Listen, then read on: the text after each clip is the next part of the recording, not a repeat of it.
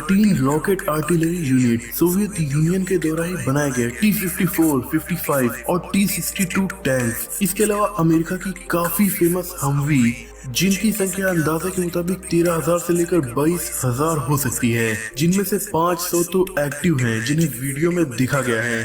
America की international max pro armoured fighting vehicle, जिसे land mine से सुरक्षित बनाया गया है, इसमें 3 से 7 लोग बैठ सकते हैं। उसके बाद अगर नीचे लैंड माइन है फिर भी उनकी जान सुरक्षित रहेगी। इसमें सबसे ऊपर सैनिक बैठकर दुश्मन पर फायरिंग भी कर सकता है। अफगानिस्तान के पास ऐसी लगभग 150 व्हीकल्स मौजूद हैं, जिनमें से 70 सर्विस में हैं। अगला आर्मर्ड फाइटिंग व्हीकल है M117। ये भी अमेरिकन है और ऐसी कम से कम 630 अफगानिस्तान के पास मौजूद हैं। इसके अलावा सोवियत यूनियन के BTR-60, BTR-80 जैसे बहुत से आर्मर्ड व्हीकल भी इस टाइम अफगानिस्तान के पास मौजूद हैं, जो इन्हें जमीनी लड़ाई में काफी ज्यादा ताकतवर बनाते हैं। यूं तो अमेरिका ने अफगानिस्तान से जब से एग्जिट किया है तब से ही अफगानिस्तान के ऊपर प्रतिबंध भी लगा दिया है, जिससे वो किसी भी देश से मिलिट्री के लिए हथियार नहीं खरीद सकता। लेकिन पर्दे के पीछे से रशिया, चाइना और ईरान जैसे देश न सिर्फ इससे दोस्ती किए हुए हैं, बल्कि अमेरिका का तो ये भी इल्जाम है कि ये देश मिलिट्री ट्रेनिंग से लेकर हथियारों तक सभी तरह की मदद अफगानिस्तान को मुहैया करा रहे हैं, जो आगे चलकर इजराइल के लिए काफी बड़ी मुसीबत बन सकता है। दोस्तों, अमेरिका अफगानिस्तान से गया पर उसने अपने बहुत से एयरक्राफ्ट भी वहीं छोड़ दिए, जिनमें से A-29 काउंटर इंसर्जेंसी एयरक्राफ्ट, जो कि ब्राजील में बनता है। इसके अलावा सेस्ना 208 कारवन अटैक एयरक्राफ्ट, जो कि अटैक के साथ साथ स्पाई और इंटेलिजेंस के लिए भी यूज किया जा सकता है। इसके अलावा अमेरिका की C-130 Hercules, Antonov AN-26, AN-32 जैसे बहुत से एयरक्राफ्ट और हेलीकॉप्टर्स आज अफगानिस्तान की सेना के पास मौजूद हैं। इन एयरक्राफ्ट के अलावा इनके पास ड्रोन्स भी हैं, जिनमें स्कैन ईगल अमेरिकन ड्रोन, जिसका काम होता है अपने high resolution day and night camera से या फिर थर्मल इमेजिंग कैमरा की मदद से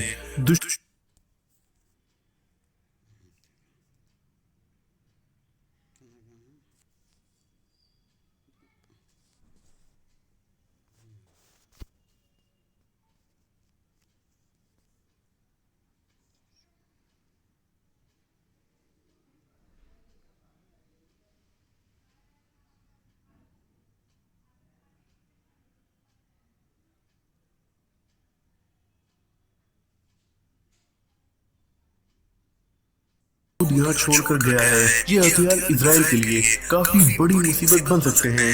इस टाइम अंदाजे के मुताबिक अफगानिस्तान की मिलिट्री में लगभग 75,000 सैनिक हैं, लेकिन अनऑफिशियल रूप से इनकी संख्या कहीं ज्यादा हो सकती है। इस मिलिट्री के पास जितने भी हथियार मौजूद हैं, उनमें से ज्यादातर या तो अमेरिकी सेना उनसे लड़ने के लिए अफगानिस्तान लाई थी या फिर उससे पहले सोवियत यूनियन के हैं।